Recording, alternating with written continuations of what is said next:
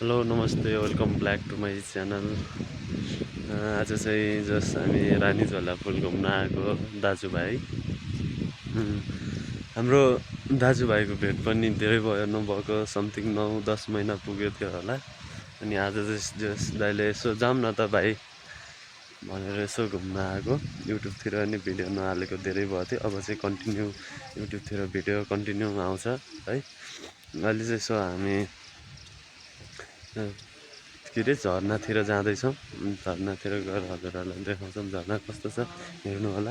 अनि त्यहाँदेखि यसो हामी फर्केर त्यहाँ पुलमा आउँछौँ। पुलमा आएर एकछिन यसो भिडियो सिडियो बनाएर अनि तलतिर जान्छौँ है। अब चाहिँ हाम्रो कन्टिन्यू भिडियो आउँछ, भिडियो हेर्दै गर्नु होला कस्तो लाग्छ। अनि कृपया रिप्लाई पनि दिनु होला।